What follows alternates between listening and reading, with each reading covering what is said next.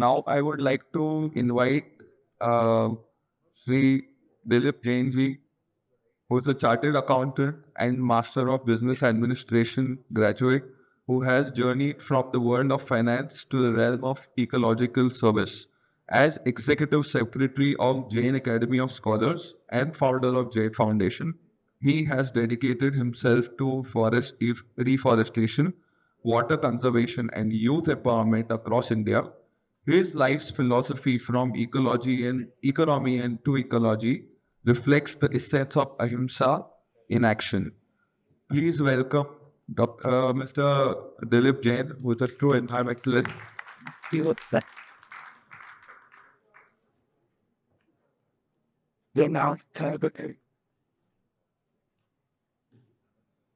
Hello, good morning. हमारे बीच में हमारे आज के चीफ गेस्ट वल्लभ भाई बंसाली जी भी है।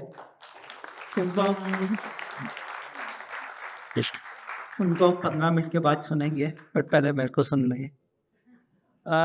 मैं मेनली पर्यावरण पे काम करता हूँ, तो मैं जैन धर्म को पर्यावरण के एंगल से ज़्यादा देखता हूँ, इकोलॉजी के एंगल से ज़्यादा देखता हूँ और उसी पे बात करूँगा।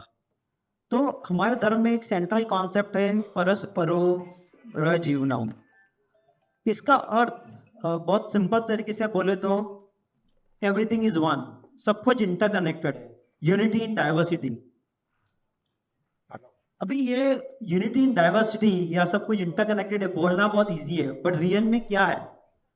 और मुझे लगता है कि अपने जैन धर्म के जितने भी प्रिंसिपल्स या सिद्धांत आए हैं, ये एक कॉन्सेप्ट के कारण आए, परस्पर जीवन, जो हमारे सिंबल में सबसे सेंट्रल पीस। सेम चीज हिंदुइज्म में बात करते हैं, बुद्धिज्म में बात करते हैं। और ये इंटरकनेक्टेडनेस कैसे होता है? अभी ये मैं कोई थियोरी से नहीं बताऊंगा, मैं खुद जंगलों में रहता हूँ, जानवरों के साथ काम करता हूँ, पेड़ों के साथ काम करता हूँ, तो नेचर में जो दिख रहा है वही हमारे धर्म में बताया हुआ है। तो मैं नेचर के एंगल से चीजों को प्रेजेंट करने की कोशिश करूंगा। तो जैसे कि स्पेस साइंटिस्ट है हमारे बीच में, हम जब अर्थ को बहुत दूर से देखते हैं तो एक गोला दिखता है, हम बोलते हैं एक अर्थ है। हम ये नहीं बोलते कि अर्थ 7 कॉन्टिनेंट है, 200 कंट्रीज है, एक ही अर्थ को देखते हैं। और दूर से जाएंगे तो हम बोलेंगे एक सोलर सिस्टम है। नजदीक से आएंगे, फ्लाइट से देखेंगे तो एक सिटी देखते हैं। तो डिपेंडिंग अपॉन कि हम कौन से लेवल से देख रहे हैं, फिजिकल एलिवेशन या स्पिरिचुअल एलिवेशन, हम एक या अनेक देखते हैं। तो यहाँ पे हम बैठे हुए सब अलग अलग है, बट सामने की बिल्डिंग से देखेंगे तो एक ही बिल्डिंग में सारे लोग बैठे, तो एक ही प्रोग्राम है। तो हम एक है कि अलग है? तो ये एकता या अनेकता is a concept of mind of at what level you see. आप उंगली को देखेंगे तो अलग है, और जैसे जैसे आप एक लेवल ऊपर जाते रहोगे तो आदमी पूरा का पूरा एक है, बट उंगली के लेवल पे अलग है। So it is a very तो ये यूनिटी एंड डाइवर्सिटी है ना, एक ऐसा कॉन्सेप्ट है जहाँ पे क्या लेवल से हम चीजों को देख रहे हो उस पर डिपेंड करता है। So it's a matter of elevation. और ये हम जब जंगल बनाते हैं, ये मैंने बहुत बार देखा है कि जब पैरल लैंड पे पहले पौधे लगाते हैं, इनिशियली हम कुछ पौधे लगाते हैं तो छोटे घास होंगे, छोटे कीड़े आएंगे। फिर जैसा पौधा बड़ा होगा, कीड़े के कारण स्पाइडर्स एंड बटरफ्लाइज आएंगे।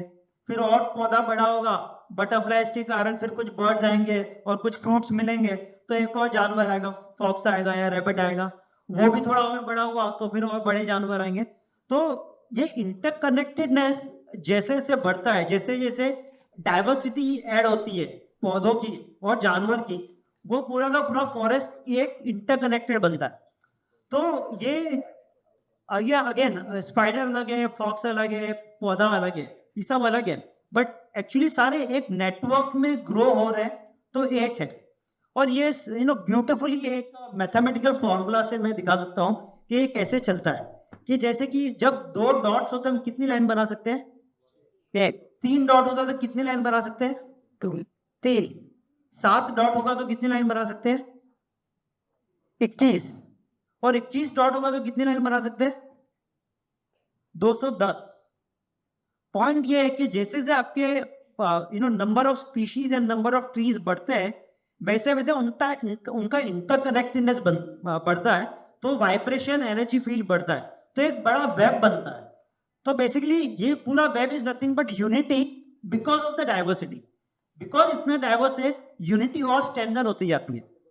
तो यही हमारा परस्पर जीवनम का कॉन्सेप्ट है कि जितना डाइवर्सिटी होगा उतना यूनिटी स्ट्रांग होगा और यूनिटी एवरलास्टिंग होगा। तो ये डॉट्स के माध्यम से दिखाया हुआ है।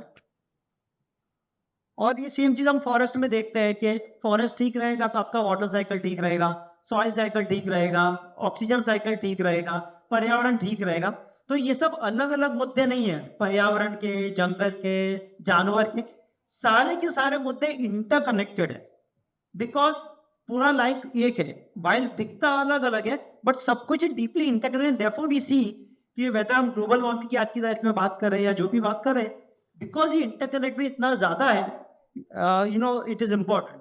अभी इसी इंटरकनेक्टेड एज सेंट्रल थीम से जैनिज्म का कॉन्सेप्ट आता है अनेकांतवाद का, कि ये जो इंटरकनेक्टेड है कई बार हमको अपने लेवल से समझ में नहीं आता, दिखता नहीं है।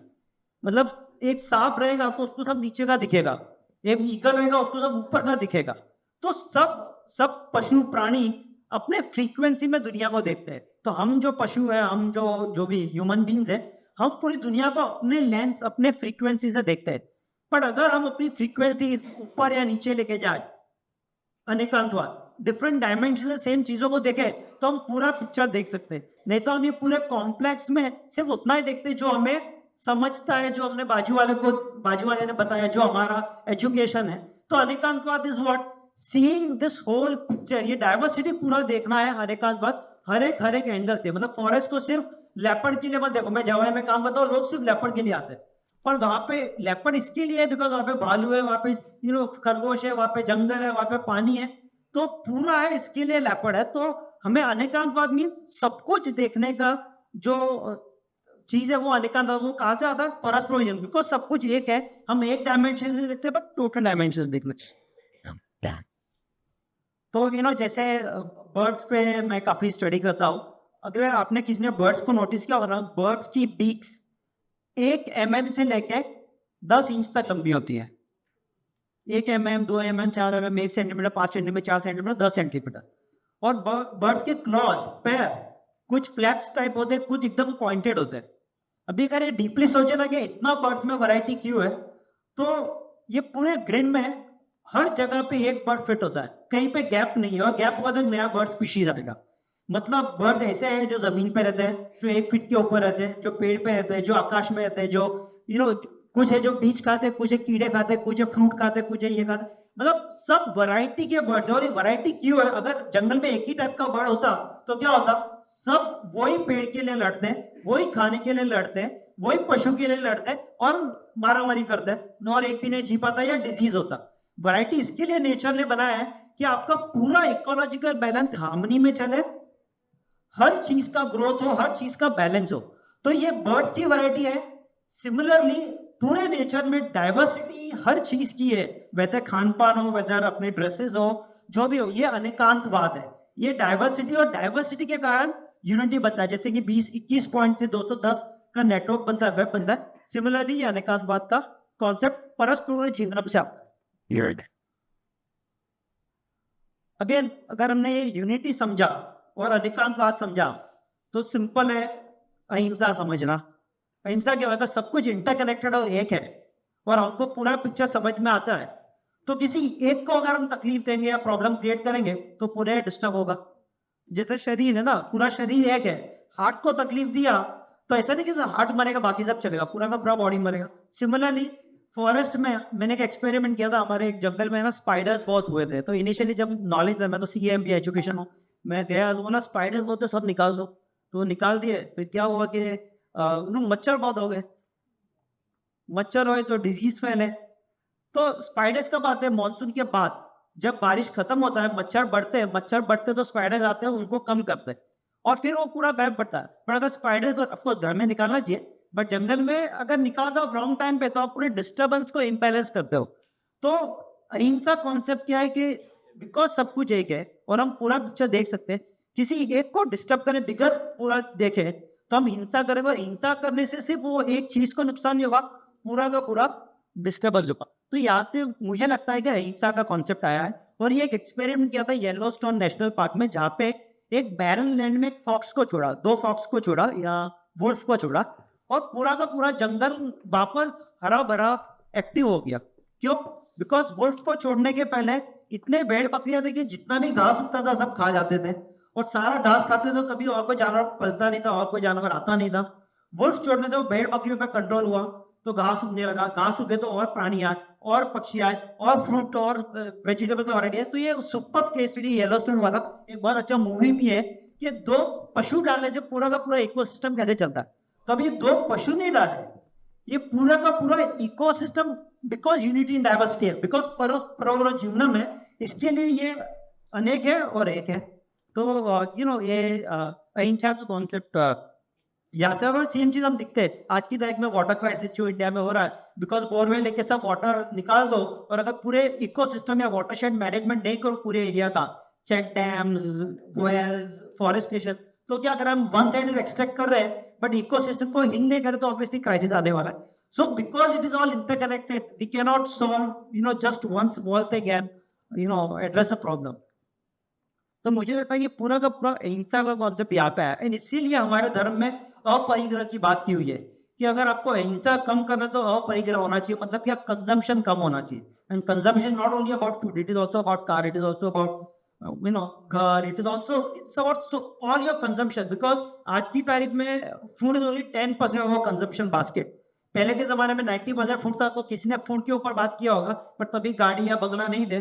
पर अभी कंजम्पशन, एंटायर कंजम्पशन बास्केट, अगर हम आलू नहीं खा के बेस्ट ऑफ मार्बल इटली से लाके फॉरेस्ट तोड़ के घर बनाएंगे तो वो हिंसा हुआ मेरे हिसाब से। तो अहिंसा इज कॉम्प्लेक्स टॉपिक के पूरे को डिस्टर्ब किया कुछ भी करके तो आप हिंसा कर रहे हैं, सिर्फ एक आलू या कांदे से नहीं। Everything that your lifestyle does which disturb this whole का यूनिटी, इट इज अहिंसा।